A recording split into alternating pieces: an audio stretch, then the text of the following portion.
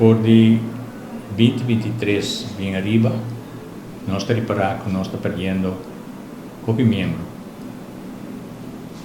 Então, ano aqui, foi de janeiro para o nós perdemos mais de 60 membros. Então, agora nós tira vista de a última página na corrente, nós estamos reparar que houve gente grande está morrendo. Então, essa é estimular-me para me fazer uma investigação.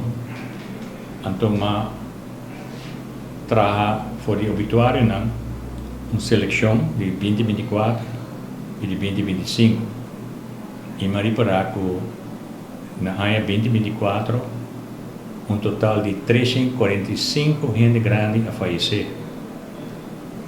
E na 2025, até novembro, 279. A verdade, não avisa. A rua também tem uma expectativa de vida para gente homem e gente morrer. Então, maneira sempre de todo país, a idade de gente homem está 74 anos aqui na rua e de gente morrer está 80. Então, localmente, de todo o país, a gente homem, sua expectativa de vida está mais boa.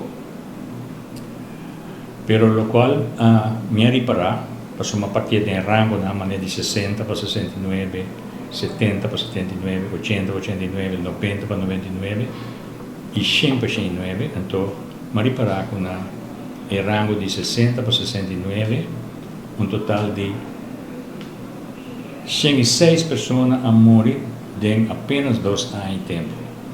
Então, esta mostra porta pouco, mas para um país chiquito, maneira Aruba, é uma cifra alarmante. Algo está passando. Passou, net é gente, né? Não está caindo, na minha opinião, em categoria de envelhecimento. Passou para, mas se você tem mais de 70 anos, você começa a pensar que o dia não está contar. Mas se você tem 60, 61, 62, nós está a fecha de ver com pensão está 65.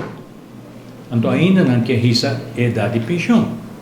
E agora, me aponta no mês, tá quanto ganha a gente naquela viva para cobrar uma pensão.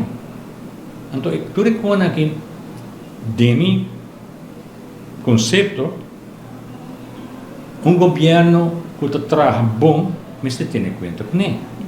Ou nós temos verdade. Met cultura espera AZV, met contendo que nós temos AZV. Pero a mim é que no sistema de salubridade público talaga ainda houve de desejar. Quimicamente que sei, nós grandes não está passando trabalho para a cita, para, por exemplo, especialista, que dura 4, 5 anos. Não por